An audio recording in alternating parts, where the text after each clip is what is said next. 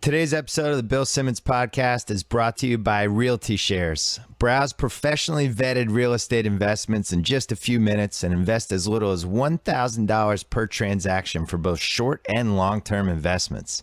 Register at no cost at realtyshares/BS and join the thousands of investors who have already registered, with over $10 million already returned to investors to date.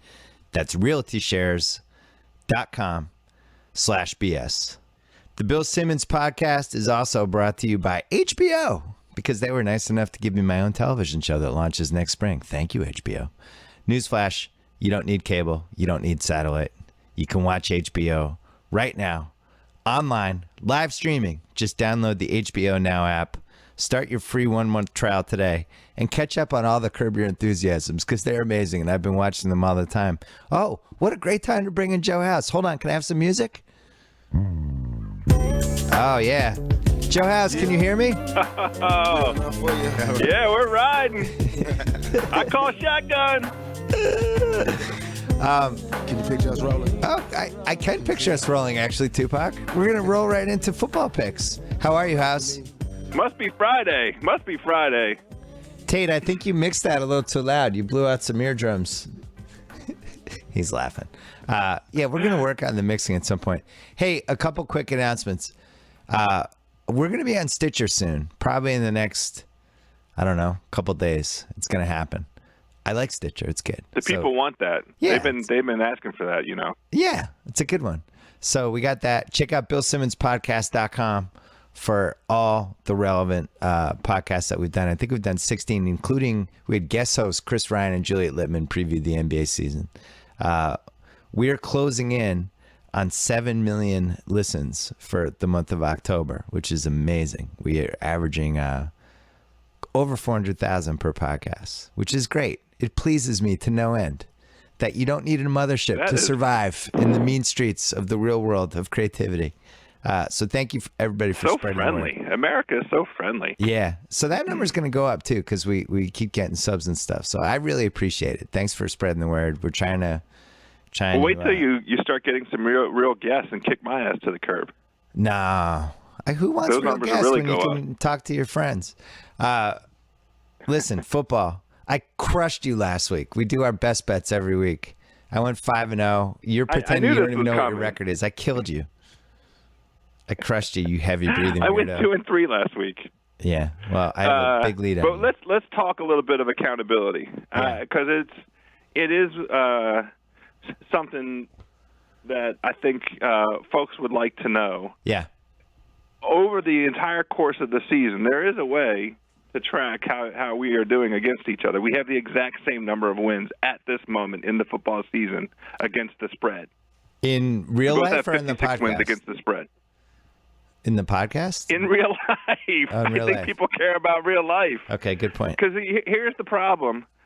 We do the podcast on Friday. It's 5 games of interest, but we kind of click through all the games. And then you take the weekend, and on Sunday you publish an Instagram with your final selection. You could do that, and too. You have your own running tally. I could do that, and maybe I will start doing that as well. Maybe you should do that instead. You have of your watching, own running tally. Wait, instead of watching the Undermans with your son. What's the show you watch with your son? A Nickelodeon? Thundermans. The Thundermans. Instead of watching the Thundermans, maybe you should be Instagramming your pics.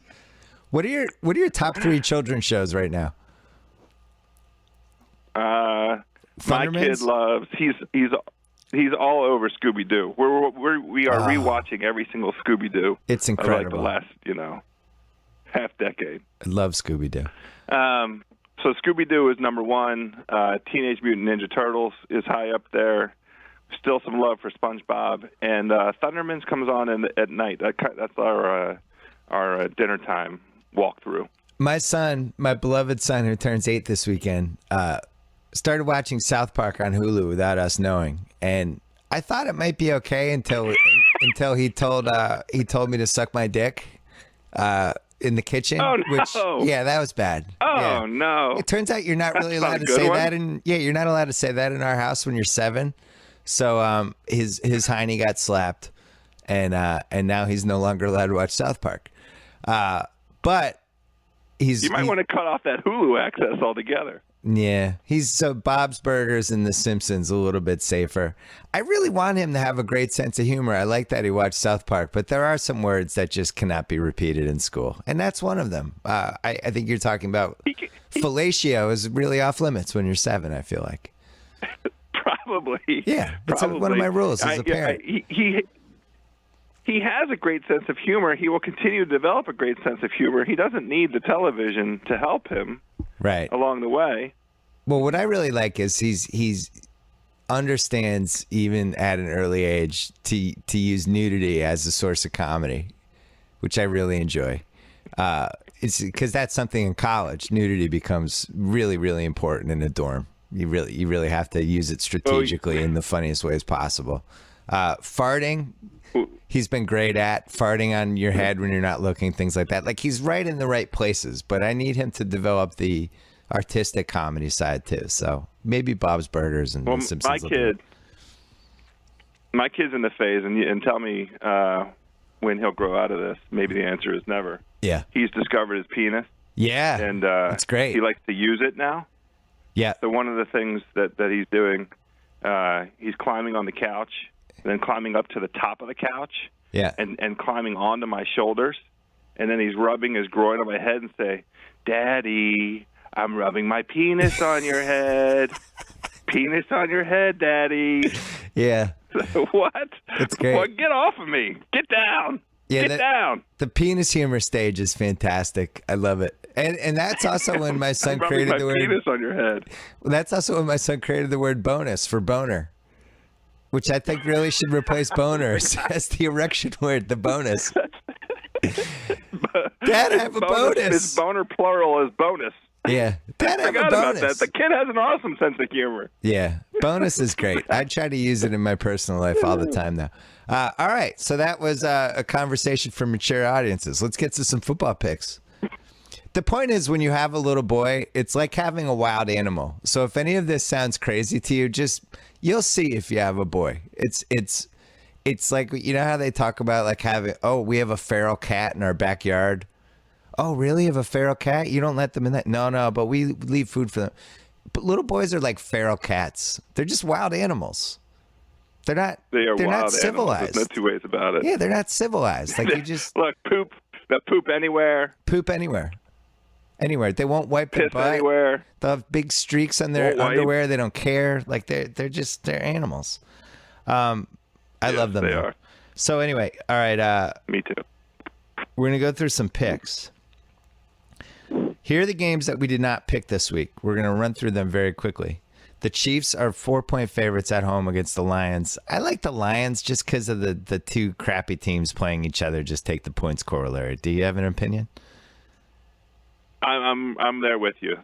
I will be taking the Lions this week. I've been wrong on every game in London so far, so I expect the Chiefs to win by 30. But yeah. I feel like 3 would be fine. 4.5 is too much. Do you think they should advertise this as the Clock Mismanagement Bowl? Because this does feel like between Caldwell and Andy Reid, time actually might go backwards in this game. Well, how about this? They put it on the day the time does in fact go backwards. Sunday is fall back here in the United States of America. It's the daylight savings classic. Oh yeah, it really is. They will stop time literally. Man, I wonder if Andy's going to be like an hour late to the game. That would be the ultimate clock management fiasco for Andy Reid to actually show up an hour late. I can't wait. Wait a minute. Do they set the clocks back in England? Do they? What time is it here? Where are we? He's going to wake up. He's going to be 6 hours early. I can't wait to watch. I'm going to wake up early specifically to watch Andy Reid and Jim Caldwell staring at each other in complete confusion in the sidelines while Andy Reid's holding a Denny's menu instead of a play chart. It's going to be all of it's going to be fantastic. I can't wait. I rarely make emphatic predictions on this podcast, but here's one. This game will be decided by a coaching gaffe. Just flat out, 100%. One of these two coaches will ruin the game for their own team. It's going to happen. Lock it down. So that's yet another reason to take the points. All right. Falcons are giving 7.5 to the Bucks at home. Atlanta's kind of due for one of those 40-10 blowout games. I don't know if this is the week. I'm laying the points. I don't feel good about it. You have an opinion? I like the Bucks on the other side of it. It felt like too many points, and Atlanta has been so underwhelming Yeah, they really the last couple of weeks. I feel like they have reverted to perhaps the team that they really are, as opposed to the team that they kind of teased us with the first handful of weeks. So I kind of like the extra half point there, the 7.5. And Tampa impressed me last week against the DC Grudens. They really beat the hell out of them until the inexperience of really the entire organization came to play. They got anxious, and then they started making mistakes, and it got to be rolling downhill. They still had every opportunity to win the game with a minute left. They just had to make one stop, and they couldn't do it. Yeah, I might switch my pick on that at some point before Sunday. I don't feel good about that game. I don't think the Falcons look good. On the other hand, you could say they're due for an ass-kick game. They haven't really played well in 4 weeks. Maybe they're due.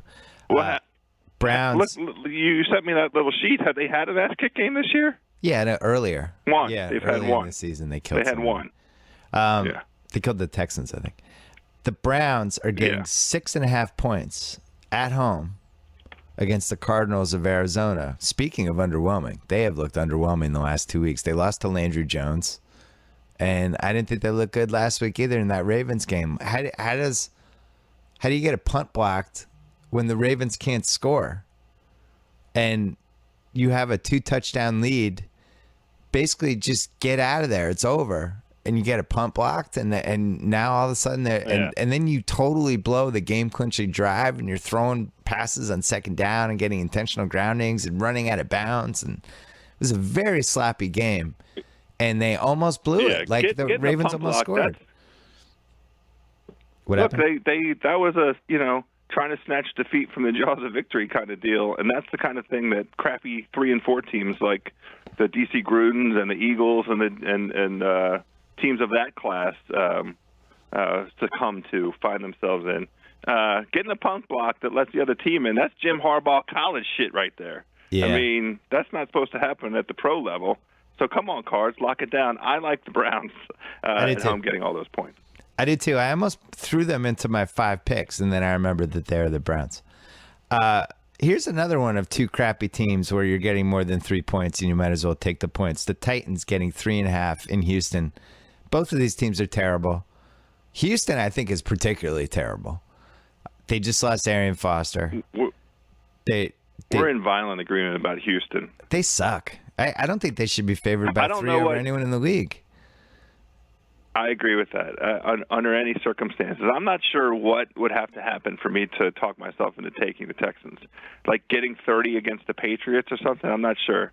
I like That's a fun game. The Titans. I was really impressed by the Titans against Atlanta last week. They somehow got a cover. They had the stupid Falcons had 75 ways to cover that dumb number, and they blew it each and every time. And Zach Mettenberger, what's his name? Metzen? Yeah, I got it right. Somehow, they got a cover out of it. Yeah. I will not watch him. I will not watch a minute of this game. Here's a game I will watch. 1 second. And I'm also excited. And Teach, the Heidi Bowl, 1969. The Raiders going for a win. Watch this. Oh! Somebody just tell Chris Berman that he's done the Heidi Bowl thing for 40 years. It's over. Jay, nobody under 45. No, you and I were the generation after the Heidi game, and even we don't care anymore. Raiders +3 at home against the New York Jets, who are really starting to get respect now as a top 7, top 8 team. And I had trouble with this game. I really wanted to just grab the Raiders and make them one of my best 5 because I like the Raiders. I think they're above average. The Jets scare me a little. I got to say, I backed off. What'd you do? I will be taking the Jets in this game. I really respect the Raiders. They took care of business last week against San Diego. That was an awesome performance by them. And they hit exactly the thesis that you advanced. They cashed for the Cuz. I think the Cuz had that as his best bet last week. Yeah. So all respect to the Raiders. They're just not at the same level as the Jets. That Jets defense is really impressive. Here's my counter. When are we going to have one of those games where Ryan Fitzpatrick just sucks? Just blows. Just single-handedly loses the game. Right? The which one? They, I think the Eagles game, wasn't that a Fitzpatrick special? I like that. I feel good about calling it a Fitzpatrick special. I like that. It's a special. It's scrambled eggs with poop on it. I don't know. I kind of like getting the points. I think this is a 3-point game, and I could totally I think it's a see. 3-point game too. Here's the other thing. All right, Raiders are up by 4 with 7 minutes left, and Fitzpatrick's on his own 20. It's like 3rd and 12. Do you feel good about that? I'd feel terrible. I'm taking the points, I think. I'm okay with it. I am laying the I'm points. gonna probably take the Jets. I don't know why this isn't one of my best 5. Seahawks -6.5 in Dallas. I can't think of a single reason why this isn't one of my best 5. I don't know. The only reason that I didn't put it into my best 5 is because all the contrary angles support Dallas here. Dallas on this stretch of losses and failed covers. You know, that at some point the regression suggests that there will be a cover coming along the way here. And see, this might be, just pull out enough, for Seattle. Tell me why I shouldn't throw $1,000 on a Seahawks Rams tease. Rams at home against the Niners. Tease that down to 2.5. Tease the Seahawks to a 0.5 point. I would encourage that. And okay. When we hang up the phone on this podcast today, we'll discuss it further. I don't even think there's much to discuss. I think you that. Just put that one in. All right. Like that one. 4 bye teams: Buffalo, Jacksonville, Philly, and Washington. You don't have to watch your team this week. This is what Kirk Cousins does. What did he say? This is what I do. This is what we do. You like that? Did you like that? What did he say? Well, he kind of left out did, but it was an implied. He was so vigorous and forceful. You like that? You like that? I liked it. I liked that. I like having showing some fire. Yeah. I can't believe he took shit for that. God forbid my quarterback's excited that he just won a game in the last minute. I want him to be excited. What do I want him to be upset about it? I thought well, I'm here in the DC bubble, so I didn't hear about him taking any guff for it. Everybody here loved it, I think. People made fun of it on the internet, but that's what the internet's for. Well, because it deserved to be made fun of. It's funny. Okay, so it's an all-time classic vine to send to your friends every time you kick their butt in something. At least he didn't headbutt the wall like Gus Frerotte. So our first game is the Vikings and the Bears. The Vikings are 1-point favorites in Chicago. We both picked this game. I should mention, I was reading the always excellent DVOA ratings on Football Outsiders. Aaron Schatz stepped it up this year. He's really thrown himself into the DVOA ratings this year. I appreciate Aaron Schatz. He pointed out Minnesota has a super easy sched so far, 28th in DVOA, and they've had a ton of turnover luck. They've recovered all 4 fumbles on defense, and I think they're like 5 of 8 of the fumbles on offense they've recovered for themselves. There's a lot of signs here that the Vikings are ready to regress. Who'd you take in this game? I took the Bears.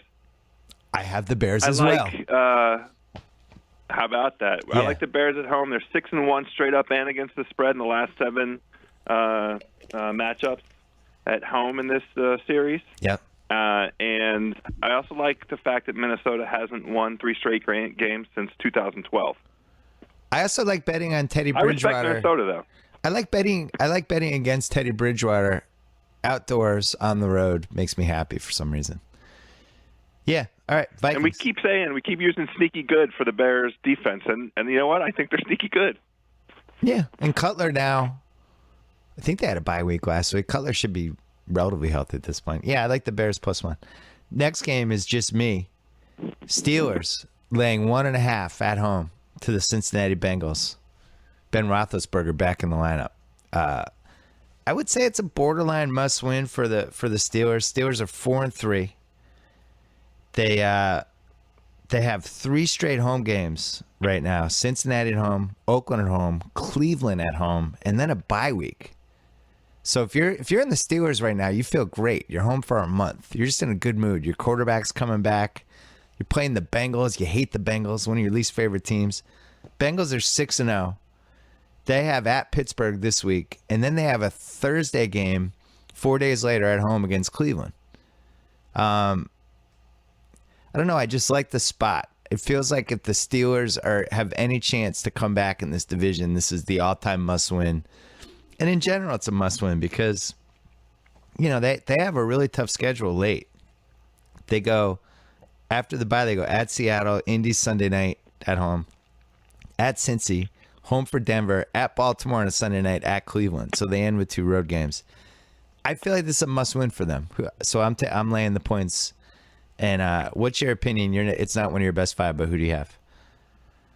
Yeah, I left it off my best 5. I like the Steelers quite a bit in this position for the same reason I like the spot. The reason I left it off of my top 5 is because there is this trend that shows that Big Ben in his first game coming back off an injury doesn't have a good record against the spread. He's like 2-4, which is why I laid off. He's been injured that many times? Easily. Yeah. He's been playing a long time. Yeah. All right, you have he takes a lot of hits. So I like the Steelers. I think they're a pretty good team. I like their game breakers. I like that they have 3 guys in the field who can go for 60 yards at any time. And it's not disrespectful to the Bengals to take the Steelers here. No, I actually thought the line, now that Roethlisberger's playing, I thought it should have been 2.5. Maybe it will get there by game time, but I think this can be a high-scoring game. That's my other prediction for it. I didn't pick this game. You did. Ravens, 3.5 at home against the Chargers. I actually always have liked the Ravens at home, and you could make a case. They could be 6-1. They could be 1-6. Like, every game they've played, with the possible exception of Monday night, they've been in at the end. And even the Monday night one, they somehow found a way to have the ball down 8 with a chance to tie it. I had the Ravens penciled in, and then I started thinking about them. I think the Chargers suck. Chargers can throw the ball, and the Ravens just give up long passes over and over again. It does seem like Phil Rivers could torch them, so I stayed away. Who'd you take? I took the Baltimore Ravens. Yeah. It was an angle play. They've only covered the spread once so far this season, and there's a nice angle that says that teams entering Week 8, having covered the spread only once, cover 60% of the time in Week 8. So I like the angle. I also, having watched the entirety of that game with Arizona, I was flabbergasted. I was amazed. The Ravens shoot themselves in the foot so many different ways.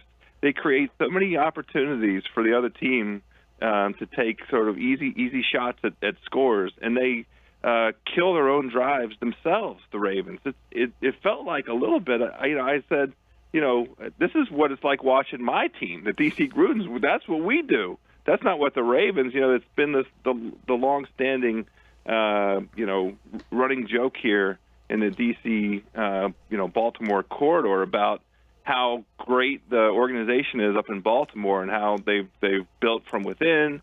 They have, they build teams through the draft. They don't go out and play in free agency. There's stability there at the GM spot. And they're sort of the model franchise as a foil against the silly DC team. But watching that game, that's the first time I've sat and watched the Ravens from the beginning to end. It felt a little like there was some burgundy and gold going on there. But they've lost every single game this season by a single score. I know, but last week was a fluke. All of their losses have been by a single score. I think they stink. But I also think the Chargers stink. I and the think Ravens they are stink due too, for I just like the angle. I'm taking the Ravens minus 3.5 in that game, but I'm not. It's not one of my 5. Here is one of my 5. The Rams are laying 8.5 points at home against Kaepernick and the 49ers. I've been on this train for a month now. If Kaepernick's playing a good defense, I'm taking the defense. and I don't care what the line is. And I like this Rams team, and this feels like the kind of game where if they get up by 10 points, the game's over. There's no way the Niners can come back. Feels like a 30-3, and maybe a Kaepernick last stand type of game too, where this is the last time he starts this season. I like the spot, and I think the Rams are really good. I agree. I think the Rams are good. 8.5 just felt like too much for the Rams offense. I don't quite trust that offense yet to be able to run out to a 30-3 kind of game. I think the defense and the special teams can cover the 8.5. I think the Rams are a perfect candidate for a TEASER this week. I really enjoy them in that kind of capacity. Next game, you pick this. I have the Giants plus 3.5 at New Orleans, but did not put that in my top 5. Who'd you have? I have the Giants plus 3.5 at New Orleans as well, and I made it one of my plays purely on a power ranking basis. The Giants are still hovering around the top 10, and the Saints are, a decent notch below that in every single kind of power ranking you look at. So I like very much getting points in that kind of context. The Saints, have won and covered at home after an 0-6 stretch. Yeah. They used to be unbeatable at home. But 3.5 is too much. 2.5, and I probably would have left this game alone. Me too. It's the extra point that I like the Giants getting here. Feels like a 3-point game.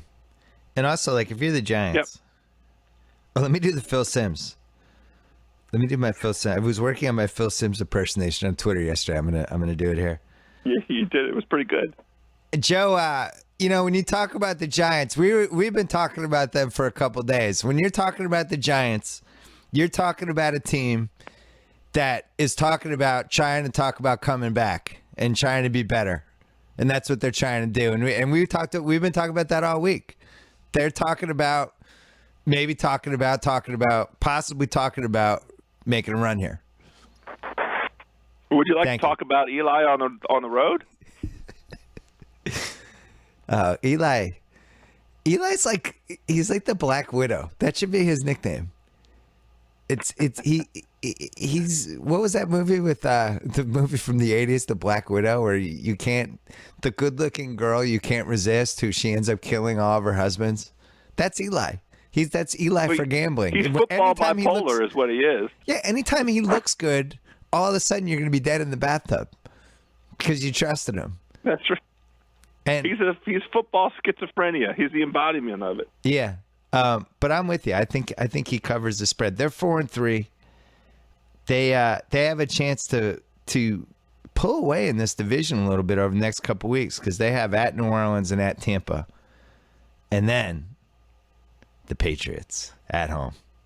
A game that every Patriots fan, even though we're going to sound super confident about it, we're all nervous. No, we don't like playing the Giants. Giants get very confident. really. Yeah, now I'm really rooting for them to be 6-3 entering that game. It'd be fun. That would make it extra tasty. So I like the Giants. I am taking the Black Widow as well. All right. Well, let's go to Monday night. You have Panthers-Colts. Panthers 7 at home against the Colts. You picked this game for the best 5. I did not. Who'd you have? I like Indy getting the points. Indy broke my heart last week at home against the Saints. The Saints? Saints. The Saints. I had this whole narrative. We got on the pod. I talked about how good Indy looked, that Andrew Luck was back, that game against the Pats as a turning point kind of game. They were coming into form. That was the form we expected to see all season long out of the Colts. And then they took a great big dump in my bed, and then they left it right by the pillow so I could it'd be near where I have to be breathing. All the same, I like them here. I think Carolina and Indy are not that far apart in terms of the quality of the teams. Carolina has covered the spread in 5 of their 6 games. The record of those teams that they have covered the spread against is 15-26. Yep. And they do not have a single win against a team with a winning record. So I think I've been very impressed with Carolina. Carolina is built as a playoff team right now. Their formula is kind of a playoff kind of formula. Yeah. But that offense, 22nd ranked offense, not that impressive. 7 just felt like too much. I like Indy. Well, a couple red flags here. One is that it's pretty much a must-win for Indy. They have a lot of turmoil right now. They need to look good in the game soon. Carolina, the line's a little bit too high for what they've done, as you said. I think everybody's going to have Carolina in a tease, which worries me. Like if you have the Rams, Carolina in a tease, you have the Seahawks, Carolina in a tease, and you just kind of wait, oh, yeah, and then Carolina's going to win. I'm going to win my tease, and then they screw up. Here's the red flags the other way. Indy just looks terribly coached. I think they look top 5 sloppy, most disjointed team that we've seen this season. So that's one thing that scares me. A lot of mismanagement, and I don't like that they keep falling. I mean, Tate and I were talking about this. How many times has Indy fallen behind by 20 points during the Luck era? Seems like that's happened 20 times. So that makes me nervous. 4 or 5 of them this season. Yeah, it's just a sign that you're poorly coached. So that's one problem. Here's the other thing. I don't think Luck looks healthy. Like during that Pats game, I didn't think he was throwing the ball right. It looked like he was pushing it because like his shoulder was messed up. He just doesn't look right to me, and I don't know if that's something that is going to change. And I don't know. So I stayed away. I'm probably going to actually take the points, the Panthers, because I think the Pagano thing is reaching a point where he's going to get canned soon. So we'll see though. I mean, this is it. This is where you turn your season around if you're the Colts with this game right here, because after that, they go home for Denver, bye week, at Atlanta, home for Tampa, at Pittsburgh Sunday night. But then their last 4 games are at Jacksonville, home for Houston, at Miami, home for Tennessee. They could run the slate in the last month. So, all right, last game. We both have this. It's a classic. Packers, Broncos. Broncos getting 3 at home. Peyton Manning getting 3 at home. I don't know if there's been a bigger slap in his face. Coming off a bye too, right? Schatz pointed this out in his piece. Denver's basically first in defensive DVOA and their last in offensive DVOA, which is pretty much unprecedented. Nobody's ever finished that way, and I don't think Denver will either. But the disparity, the only real comparison he could come up with for a team that made the playoffs was the 91 Eagles, a team that we both remember fondly. Awesome defense, horrendous offense. Great book written about them by Mark Bowden. I think it was called Bringing the Heat, something like that. But I used to like betting on and against that team because you could kind of figure out when they were going to not score points and when they were and all that stuff. I love the Packers. I just think they're better. I don't think Manning's faults have truly manifested themselves in a big game. I don't see Rodgers losing to Manning. I just think Green Bay's better. I would feel stupid taking Denver in this game, and I'm sure I'm going to feel stupid when they somehow cover or lose by 2 or something. Who do you have? Well, look, I can't quit you, Chicken Parm. Oh, wow. I can't quit you, Chicken Parm. Chicken Parm, you taste so good. I got the Denver Broncos. I love Peyton Manning in this situation. I love Denver getting points at home. All of the factors that you just cited are the counterpoints that make all the sense in the world. If you just think about this game as which team do you think at this stage of the season is a better team, Aaron Rodgers and Green Bay slightly more impressive along the way here. Denver has been pulling out wins against middling teams, kind of unimpressive wins against teams like Cleveland. And, Oakland's on the come up, but, they didn't really beat Oakland's butt. They let Minnesota back into that game and failed to cover against Minnesota at home after being up by 2 scores. So I completely understand. Wait a second. Can I interrupt you? Denver hasn't played a good team yet. The best team they played is the Vikings, and they barely won, and probably shouldn't have. Who would we say is Green Bay's best W? It doesn't matter because they have Aaron Rodgers. He's the best quarterback in the league. I just don't think he's losing in Denver. It's not happening. Tom Brady's mad at you, by the way, right now. I love Tom Brady. I think he's the greatest quarterback of all time. Aaron Rodgers is better than Tom Brady. Even I'd admit it. I defend Tom Brady more than anybody, but Aaron Rodgers can do all the things Tom Brady can do, and he can also move around. You know? Now, with that said... So the Packers' best win is over the Rams. Yeah, that's a good win. If I'm down Home 10, win. if I'm down 10 with 10 minutes left in a Super Bowl, I'm taking Tom Brady. That's the difference. Aaron Rodgers still hasn't proven to me in a time of ultimate crisis in a gigantic spot that he's going to get it done. I'm not saying he can't. I just know Brady can. If I had to bet my life on one of those two guys in that spot, I'm taking Brady. But I think Rodgers is a better week-to-week quarterback. He just, what can't he do? He does every single thing you'd want a quarterback to do. You know? And you're betting against him like a jackass. You're betting against him. Well, I like Denver at home. There's a bunch of nice trends that support Denver in this spot. You know, teams coming off of with a 5-0 record, playing with rest, and Green Bay gives up nearly 4 yards a rush on defense. Aaron Rodgers. Not great. Aaron Rodgers. I'm just saying, these are my stats. Teams Aaron like Rodgers. Denver, 12-2 against the spread. I like that number. Aaron Rodgers. Denver, 14-3 straight up and against the spread.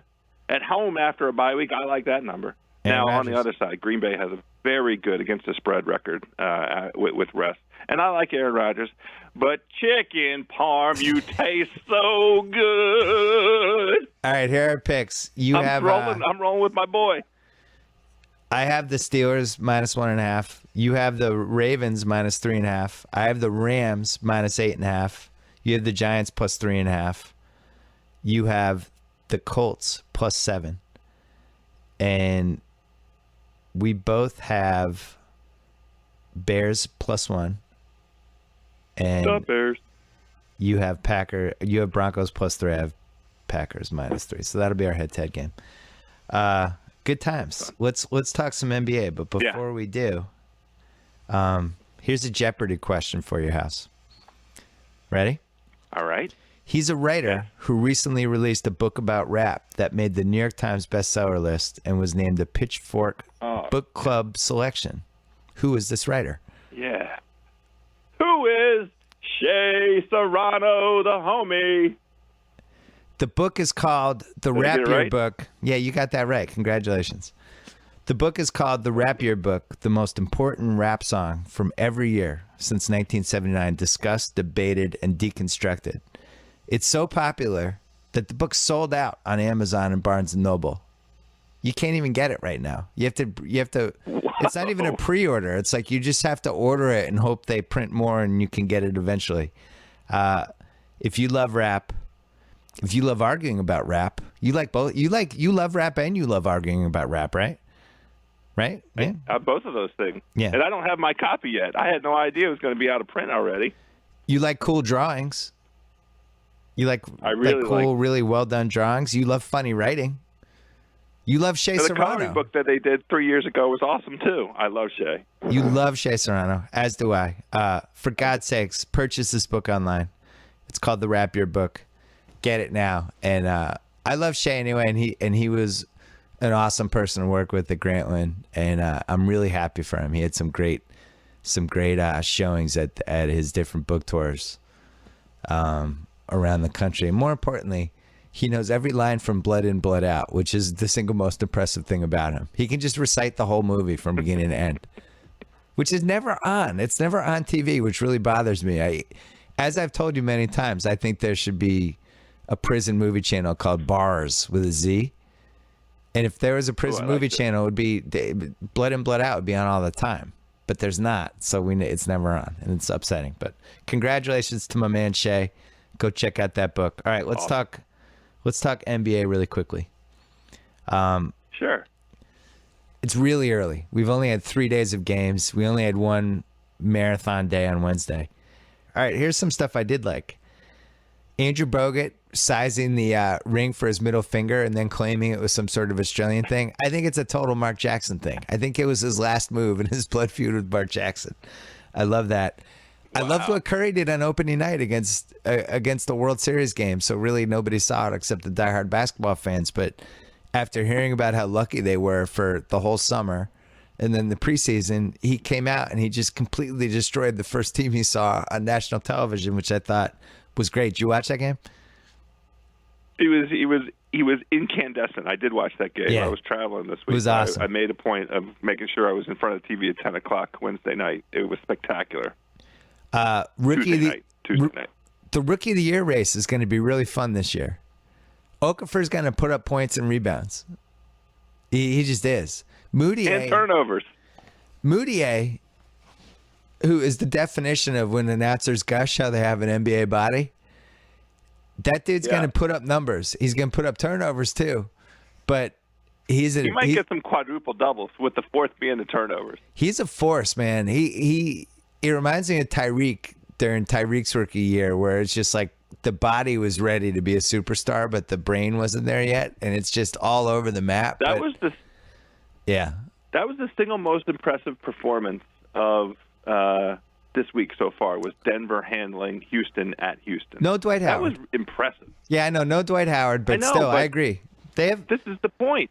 We were so long on Houston. We love Houston because they have so many interchangeable parts. I mean, you can't say because they didn't have the one dude. The whole point behind Houston and their success this year is, they're 12 deep. Well, no Dwight Howard and Denver comes into your house and whoops your ass. I didn't like it. Come on. Yeah, it made me mad, actually. Yeah, it made me mad at Houston. Like, you're getting thrown in all these championship conversations and good things are going to happen. And is this the year they make the finals? Can you win the title? And then they just lay a big fart on opening night. I didn't like that. You got to come out and win that game.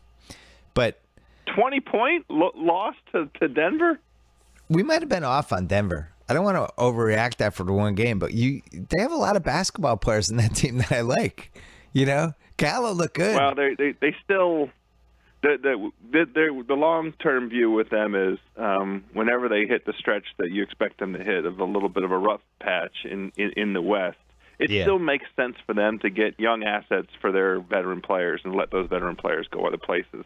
It's awesome for Gallo to be healthy, though. I love healthy Gallo. Yeah, me too. I was really hoping the Celtics were going to trade for him last summer. I was very focused on it, and then Denver signed a new extension. But I had 25 wins was their over-under, and I think that, in retrospect, I didn't realize Moutier was going to be this far along. And let me tell you something. I'm not buddies with any Kings fans, so I'll never, fortunately, have to be in this situation.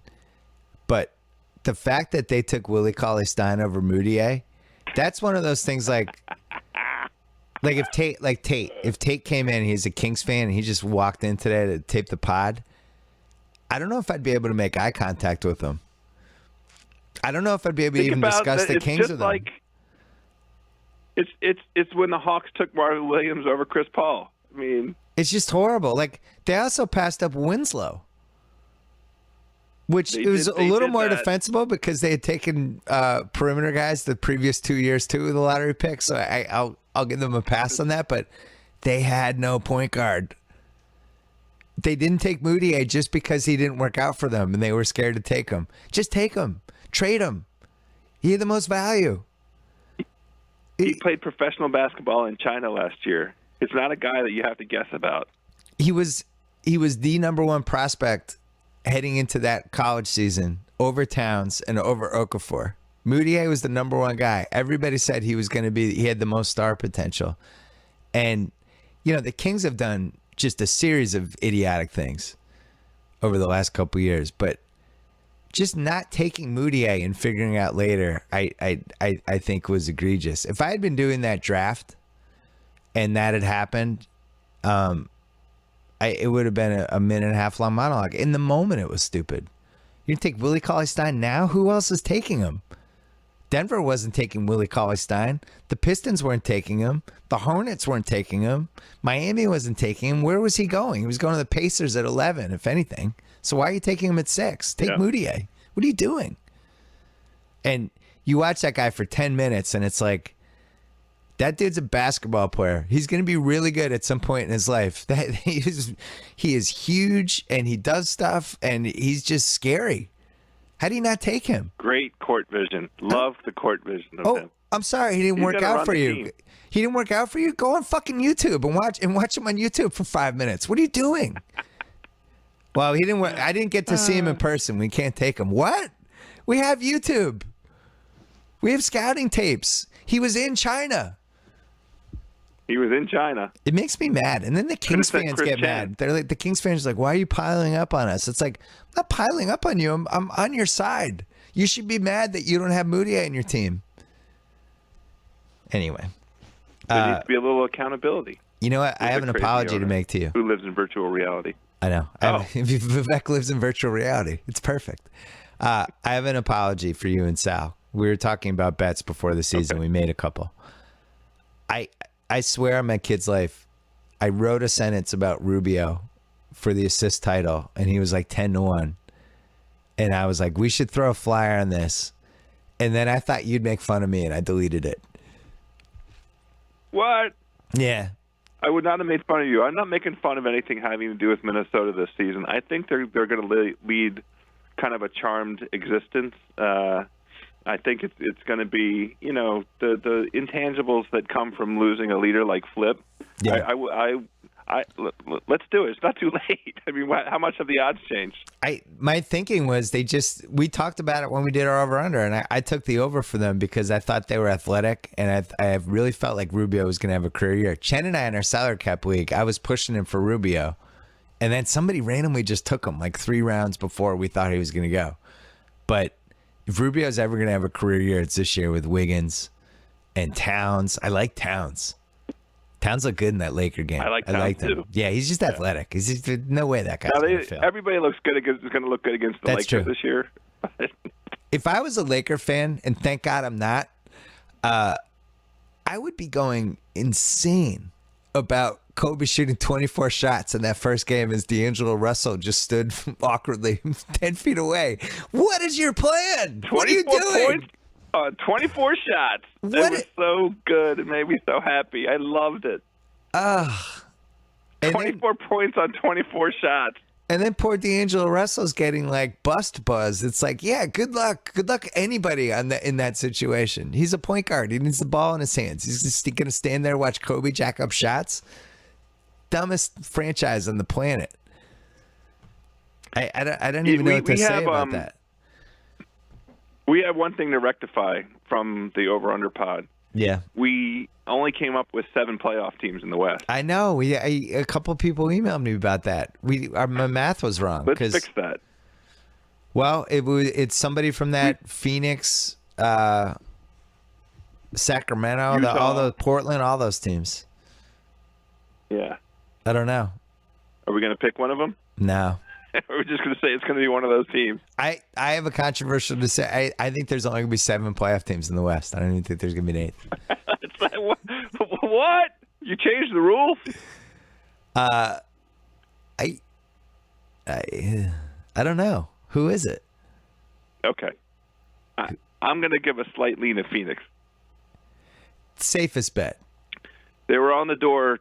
They were knocking on the door twice the last couple of years, even though I think I took the under this year. Yeah. Well, I was talking earlier about how New Orleans is in trouble because they have to get to like 47, 48 wins. Maybe they don't. Maybe you just need to get to like 41. Maybe the 7th and 8th seeds are going to have 41 win seasons. I don't know. So there'll be 5 teams like Dallas will hang around. Phoenix will be there. Portland might win, mid 30s. Maybe Denver's a different team than we thought. I have a really embarrassing question. Are we sure Minnesota can't make the playoffs?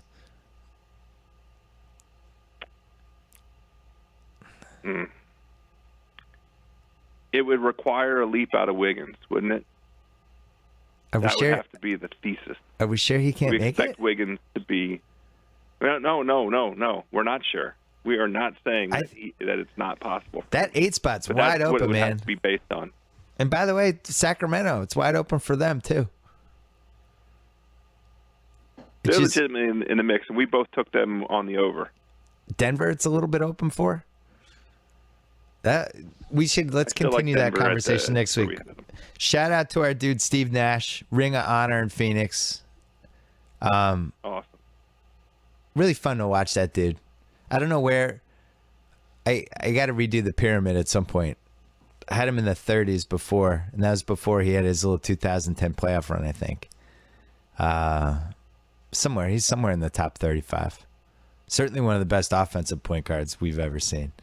And two-time MVP of the league. It's too bad he left Phoenix. I think, and you know, he got paid. It's great. Lakers, who's living in LA and all that stuff. But it is a bummer. Everything just didn't end for him in Phoenix. Two more quick things, then we're going to call JackO. I'm going to call JackO. I'm going to get rid of you. Good. The new Clippers uniform and logo. Thoughts? Kind of like it. What? Don't hate it. Kind of like it. Oh, God. I don't hate it. Oh, I think it's an atrocity. It seems like change for change's sake, which is silly, but you know, it doesn't hurt my eyes. The new logo looks like something David Cho would have brought to me in 2012 as a possibility for the new Grantland logo, and we would have gotten in an argument in his office. That's how I feel about the Clippers logo. I have a soft spot for. Shout out to David Cho. I have a soft spot for David Cho. So. Yeah, I do too. I'm just saying. I'm not saying we would have had lingering bad feelings. I like his sensibilities. I know exactly what you're talking about. I roll with the Cho sensibility, and it's the Cho sensibility that landed on the Clippers jersey. Rock out with your cock out. I'm on it. The uniforms are terrible. Okay. I guess the counter argument is anytime you can change a history that's just awful and tortured, you got to do it. But every which way you can. Yeah. Change the jerseys, change the shoes, change the floor, change it all. Oh, I forgot to mention, we were talking about the Rookie of the Year race. We got sidetracked because I mentioned Moutier. Hezonja, Orlando was running crunch time plays for Hezonja, and he airballed one of them, but I was still into it. He's the creator in that team. Yeah. Buy Hezonja stock right now. Well, it's not a mistake because he has the confidence. Yeah. He's not phased. You want the guy with the ball in his hands who's not phased. Now, Oladipo had a very good game. He did. Against but Hezonja is the creator. Almost bullets. And yeah, I'm super impressed. You told me that I'd be impressed, super impressed. You know what I liked about Hezonja? He shot the air ball with like a minute left. They had the lead. And normally if a rookie did that, they'd have that scared dog look. Like scared rescue dog look, like, oh my God, I did it bad. I peed on the rug. I'm sorry. Hezonja just had it look like, look, I'm going to have sex with somebody tonight. I just want you guys to know. I don't care that I just airballed that. Tonight I'm going to go out in Washington, and there's some Spanish girls waiting for me, and I'm going to have sex with 3 of them. So I don't care about that airball at all. That's how he carries himself. I love it. I love Hezonja. Yeah. I'm calling him Unfazed Hezonja. That's going to be my name for him all season long. I'm going to call him Hezonja. I'm having sex with everybody, and I might win the Rookie of the Year, Hezonja. I think he's getting all the... Rafael Nadal. The mantle from Gallinari. Well, you think Nadal probably has settled down a little, right? And Pau has a girlfriend. Every 4 or 5 years, there's a new Spanish athlete who just leaves a trail, and I think it's going to be Hezonja. I think he's the guy. I predict lots of supermodels and actresses, and you just will not see him without a smoke show at his side at any point in the next 5 years. Well, I welcome it. I look forward to it. Keep doing your thing, Mario Hezonja. And last thing, LeBron's back. I mean, literally his back, like the back part of his body. Not good. I mean, surprise, surprise, surprise, surprise, surprise, right? Didn't we talk about this? Try not to get fired. So who, me? Yeah, I was joking. I see. Wear and tear. Year 13, 5 straight finals, 9 straight months of basketball year after year since 2010. And it's not sustainable. At some point it's an unparalleled run of maximum basketball. It's never happened before. Nobody's done this. Nobody's done this without breaking down in some form. Unparalleled. I liked it. It's with you add in the World Games and the Olympics along with it that he has to do. It's funny. To carry the banner. Yeah, and people were talking about Miami injuries, Wade, Bosh, what's going to happen. But to me, Cleveland's the injury team because they've already had 2 of them, and they're also asking for another 100-game season from LeBron, where he does everything and he does the queen of the chessboard thing again. And that's great, but at some point it has to end. And we were saying this with Kobe too in 2010, 2011, 2012. Wow, this is crazy. How is he doing this? How is he going to keep it at this level? How is his body going to keep doing? And then he tore his Achilles and he's played 41 games in 3 years. I'm not saying that's going to happen to LeBron. We said this but when we talked about Cleveland. I don't want him to play more than 65 games this season. Yeah, I don't. The only thing that matters is that team be healthy for the playoffs. That's it. And that's why we both went under for They can Cleveland. win 45 games. You know what I mean? They can win 42 games and make the playoffs in the East. And it just doesn't matter. They just need to make the playoffs and be healthy. They need to go 46 and 36, and it's fine. I'm with you. I would play LeBron. Fine. Totally fine. I would play him 50 games. I know that's crazy, but... Right. Oh, last thing, and then we're going to call JackO, or I'm going to call JackO. It was really nice having Durant and Westbrook back. Kawhi ate up Durant, though. It was interesting. It was just an interesting subplot I wasn't prepared for. Like, Kawhi, it wasn't a 10-8 round, but it was 100% an easy 10-9 round for Kawhi in that game. And it goes back to what we said before this season. Like, Durant broke his foot. He had 3 surgeries on it. We have no guarantee he's going to be the same guy. He's going to have to play himself back to that level. All the stuff I was worried about with him kind of surfaced in that game. Well, I that's funny. I took it as I was I don't know what the right word was. Not gratified. I liked what I saw out of him. I was happy to see him so far along. I thought, yeah, you're right. There's no question that Kawhi. Yeah. I messed that up. Kawhi. Kawhi, who I am going to look at hard, 50-1 MVP. I mean, that's stupid. No, he's not winning the MVP. Stop with that internet. Kawhi Leonard's not winning the MVP. Everyone stop. I like it. No. 50-1 is nice. Stop. He ate him up for sure. No two ways about it. But the Durant can ease his way into it. We gave him 20 games. We gave him all the way through Thanksgiving. And that's what I'm saying right now. Himself into it. Yeah, I'm saying it's going to take 20, 25 games. And I think people were just penciling that that's the best team. It's like, all right, let's just check in mid-December. I don't want to have a conversation about their ceiling yet until I see Durant in mid-December when he works through all this stuff. Because I just love the pace. It's great. They were awesome pace-wise. And I liked it was interesting to see them with a competent coach.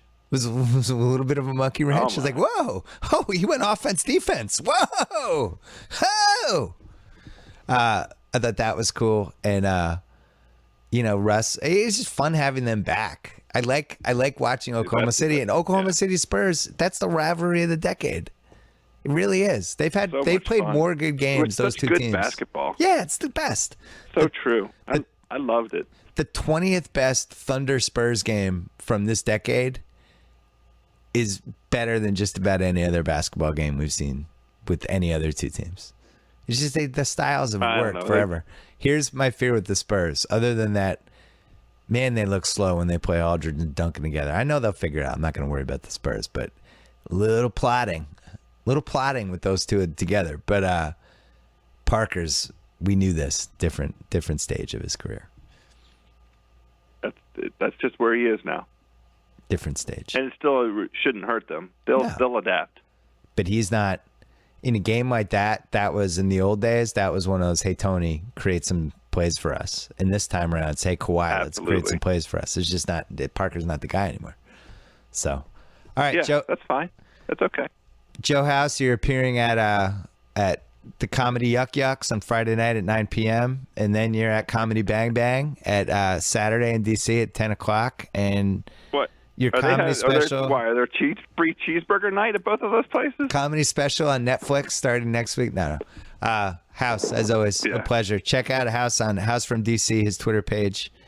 And And that's really it, because this isn't his real job. He just moonlights as somebody who has become a fixture on the Bill Simmons podcast. House, talk to you soon. All right, as promised, my buddy JackO. It's been an interesting month for him. His team's not in the baseball playoffs, and Giants up and down. Political convention, the political debate. Yeah. Definitely up and down. Give us your thoughts. First of all, who is the leader right now? Who's getting the nomination? Well, I hate to jinx it because my predictions so far in baseball have been awful this postseason, and this may be more with my heart than with my head, but I hope and I like to think that the party will be smart enough, although that's a big leap of faith, but I'd like to think it's going to be Rubio. Oh, Marco Rubio. That's good for me because House, and Sal all have Rubio at plus 650. Right. That was based on my suggestion a while ago. Yes. And, he's coming up on the outside here. I mean, the party is idiotically flirting with Donald Trump and Ben Carson, who seems like a nice guy, but he's completely not ready to be the president of the United States. So I think cooler heads and wiser heads will prevail eventually and go with Marco Rubio when they see that he appeals to the wide-ranging demographics of the Republican Party and would make a very interesting general election candidate against Hillary, I think. So the odds, younger and newer and fresher, etc. Rubio is the favorite right now, plus 230. This is incredible. Donald Trump is your number 2 favorite at plus 260. Ben Carson 7-1. Jeb Bush is 8-1. Ted Cruz is 8-1. And Chris Christie is 18-1 and has to be wondering what happened. Johnny, he's got to be reeling, Mike. He's just got to be reeling. How is he not winning this, Mike? He missed his chance. His chance was to run 4 years ago when he was the hot ticket, and that was his time. And he didn't. He would. I think he would have been the choice of most people and would have beaten Romney for the nomination. And for whatever reason, he felt he wasn't ready, or what time wasn't right, or whatever. And basically, time has passed him by now. So. Yeah, I would say. I would say that's an understatement. Yeah. I mean, he had sort of the Trump aesthetic before Trump became cool in terms of the bluster and pounding your chest and, being angry. That was like his shtick, and yeah. And 4 years ago that might have sold, and, the Republican Party was angry about the state of the country and angry about Obama, and that was his time to grab the brass ring. And when he didn't do it, time has passed him by. He's got the bridge thing, which I think is sort of a non-controversy, but Republicans hate him because after Superstorm Sandy, he basically attached himself to President Obama at the hip, and Republicans thought he was sort of overly, I don't know what the right word is, but overly solicitous of Obama and way too close with him and everything else, and that really sort of tarnished his image in a big, huge way. It wasn't the massive scandal that didn't tarnish his image? Well, a massive scandal. I mean, some people on his staff closed down a bridge. I mean, let's take it easy in terms of massive scandal. And I don't really love Christie. I don't know why I'm defending him, but that thing was so overhyped and overblown, it was ridiculous. Well, wasn't a big part of it about everybody trying to figure out if he knew about it or not? Because that's always the cover-up's worse than the scandal every time. It always is, yeah. And they wanted to screw around with some mayor that didn't endorse him, and so they made some traffic on a bridge. And okay, you shouldn't do that. You shouldn't play around unless the bridge really needs to be closed. Obviously, you shouldn't use government to get even with your enemies, political or otherwise. But in the grand scheme of things, there's much worse things that have been done by other people, and it's because he was perceived as a rising political star, and the media was, geared to take him out, and so they blew it all up. I'd find it hard to believe, quite frankly, that he didn't know about it. I mean, seems like a pretty hands-on guy, and seems like he could be fairly aggressive as a boss, so I wouldn't want to be doing things against his will, but I think to date there hasn't been any proof that he's done anything. I was watching the 70s on CNN, and they had basically a whole Nixon episode. The 70s is pretty mediocre, but still totally watchable. It's every one of them I recommend. You never leave them going, what an amazing hour. I can't wait to tell my grandkids about that show, but they're all watchable. The music one's probably the best one. The TV one's pretty good. but they do a whole Nixon show, and I was thinking like, and you and I both love Watergate. Like we both went through our Watergate phases once upon a time, but Right. The part when Nixon starts firing attorney generals, Yeah. and he fires one, and then he wants the other one. He's gonna hiring them because that guy has to go then fire people, but the guy's like, no, I'm not gonna do that. So he fires that guy, and then he brings in Robert Bork. Robert Bork's like, sure, I'll fire everybody. That was the Solicitor General. Yeah. He wanted him to fire the special prosecutor. Yeah, and then Archibald the Attorney Cox. General resigned, and then he was basically trying to find anybody that would take the job eventually. to fire him, and Robert Bork's like, Yeah. okay, so I get to Yeah. be the attorney general, right? I was thinking, like, how great would that be during the era of social media if that whole thing had transpired that night? That would. Can you imagine, like, Twitter trying to It would cover have that? broken down the internet. Yeah, things. It was a simpler time back then. You could do a lot more. really you could get was. away with a lot more in the days of when there was no Facebook and Twitter. In a lot of ways. That's a good example of the cover up. That's probably your watershed example of the cover up. Yeah, being, that's the first example of that. Like the cover-up is always worse than the crime, and politicians and business executives and whoever else, sports people, never quite realize they've never learned that lesson, that that's a lot worse than the underlying, whatever issue is. So you have Rubio as the favorite. When you're watching these debates, yeah, as you know, a devout Republican who's obviously hoping things are going to turn out well for, like, what is your state of mind? Like, are you drinking during these things? Are you my God, angry? yeah, Are you by yourself? What's going on? For this most recent one, I was with my wife. We put our kids to bed early, and I was kind of flipping between the World Series and the debate, which is why I had dreams about Pete Rose asking me about the capital gains tax, which was very confusing. But we basically watched most of the debate, more debate than the World Series. So, yes, we were drinking wine, and I was basically yelling at the TV and drinking, and it's like a sporting event, basically. Who would scare you more as the Republican nominee, Trump or Pete Rose? I would actually vote for Pete Rose before I would vote for Trump. I like Pete Rose. The rain delay last Friday was one of the random great TV moments in a while. It was just so fortuitous because it was a great game. And then all of a sudden there's this 35-minute rain delay, and kind of America all realized at the same time, like, holy shit, A-Rod and Pete Rose are on live TV just ad-libbing right now. Pete Rose, you know what? The transcendent star of this postseason has been A-Rod, who's fantastic on television. He's really good. I mean, fantastic. Like he's like great. A pro. He's like a young Jim Nance. Like whoever the host is brings him in, and then A-Rod turns to the rest of the panel. Like, I know. It's like he's got production value. He's amazing at how good he is. And Pete Rose is basically like your drunk uncle at Thanksgiving. He has no idea. It was just babbling. And the other night he was berating Raul Ibanez because he was on the Phillies team that lost to the Yankees in the 2009 World Series. And he's just like, did you win in Little League?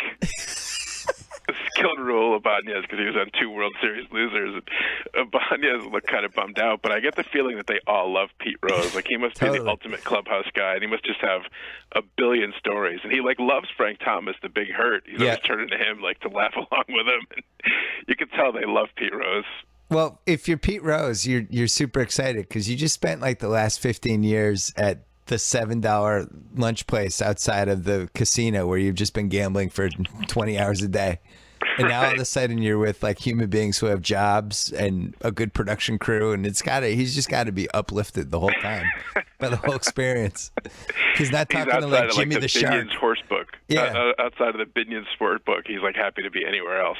He's not talking to like Jimmy the Shark who's eating chicken fingers and spilling barbecue sauce on his tux.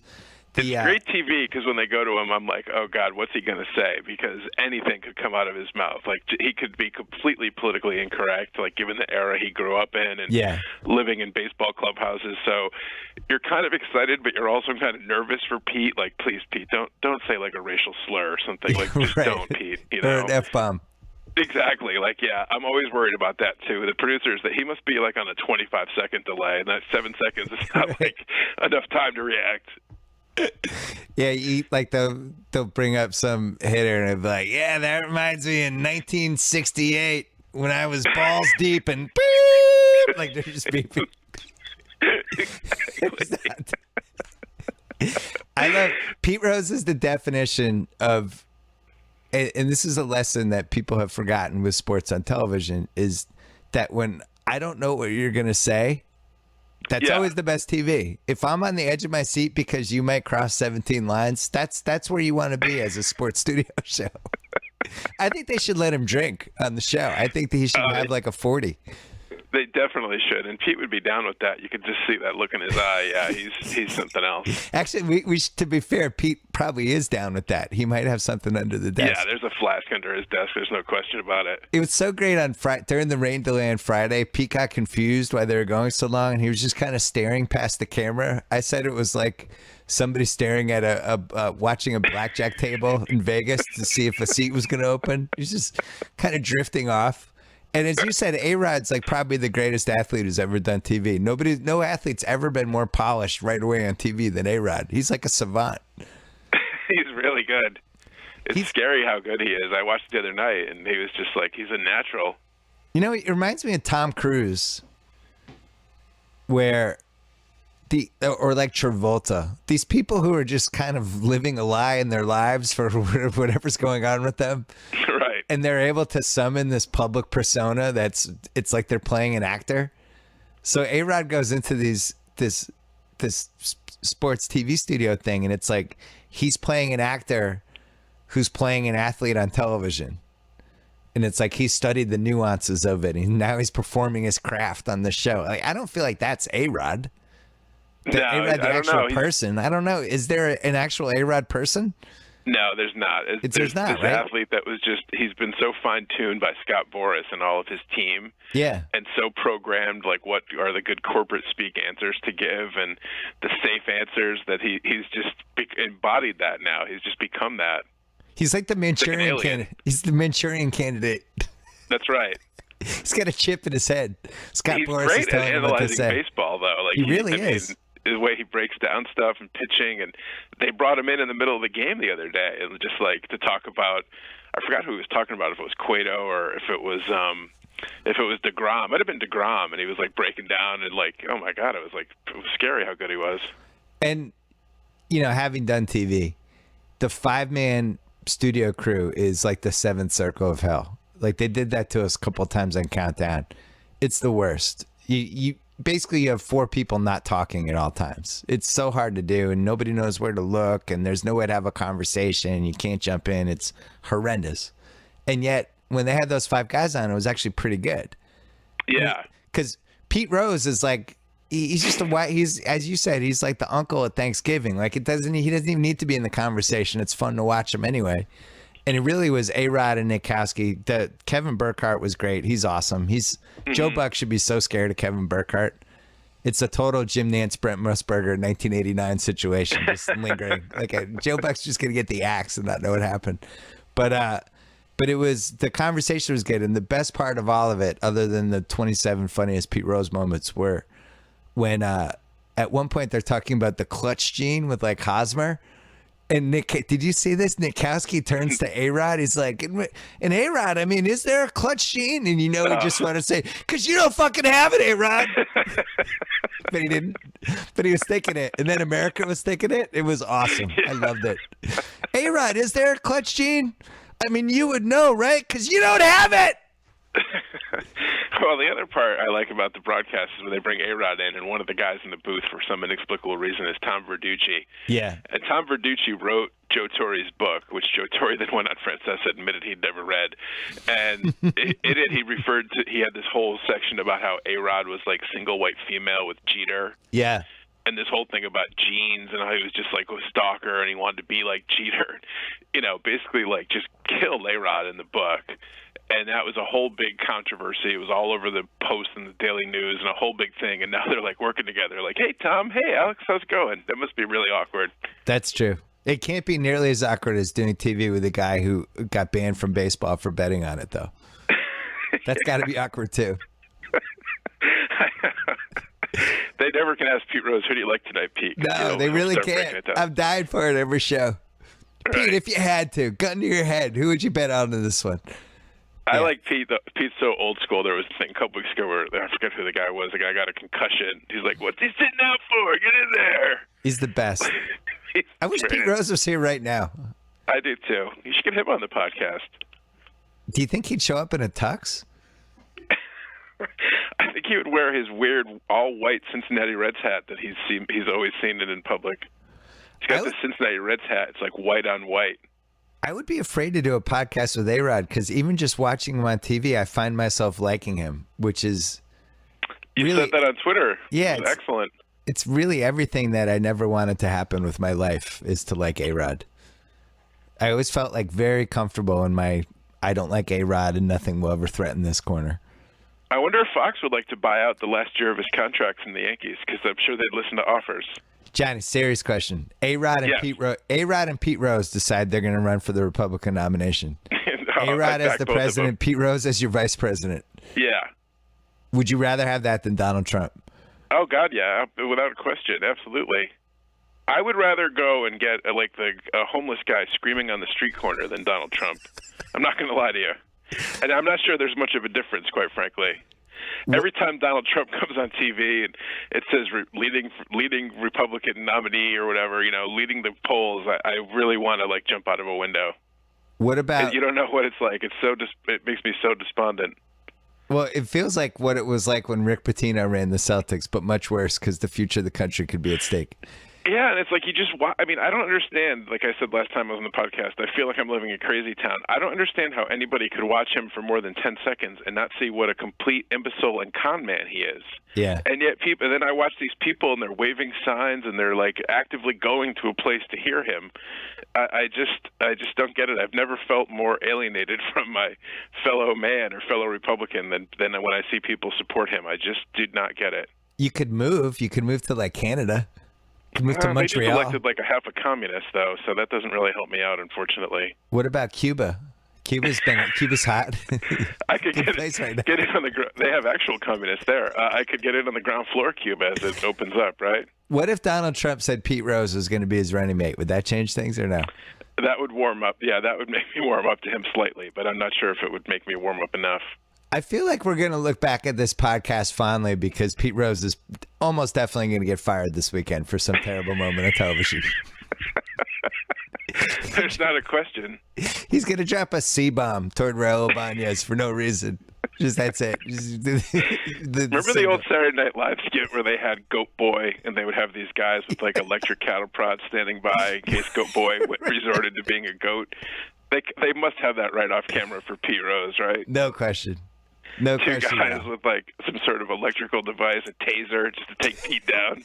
When he starts screaming obscenities and racial slurs and starts cursing Faye Vincent. I think they pay him in scratch cards. I don't even think they give him a paycheck. I just think they give him those $25 scratch cards. They give him 100 of them. Here, Pete. That's what he does during the breaks when they're not on TV. He just has a quarter. He's just scratching cards. They probably have a monitor off screen, and it's just like the fifth race at Santa Anita, so he could just look over at that, calms him down. It was a great moment when they said Pete was trending on Twitter on Friday night, and A-Rod got off a great joke. Did you see that part? A-Rod's no. They're like, Pete Rose, you're trending on Twitter right now, and A-Rod's like, Pete, trust me, it's never good to trend on Twitter. And everybody laughed. It's like, whoa, A-Rod. The new chip in his head is really working. Oh, my God. It's good. It's great to see. America is going to embrace A-Rod again. I think he might end up with a farewell tour like Jeter had now, redeem himself. I think the Mets are screwed. I think they are, too. And it's ironic because they made the Cubs look ridiculous with their pitching.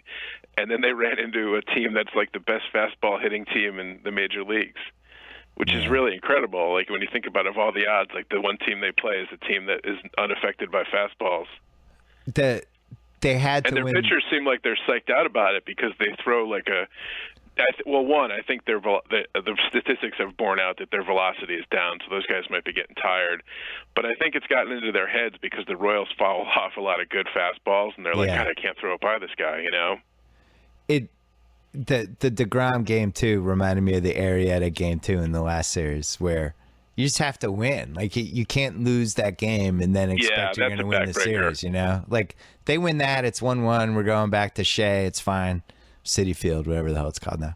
I really do feel like the announcers jinx Bartolo Colon in Game 1 though, because he comes in and Harold Reynolds and Verducci were just in a contest to talk about how he could throw all night. But he can do this all night. He can throw all night. If I was a Mets fan, I would have been going absolutely batshit. I would have gone. I would have been so mad. It's like, why do you guys keep telling me Bartolo Colon's going to throw all night? You know he's now going to give up a run, right?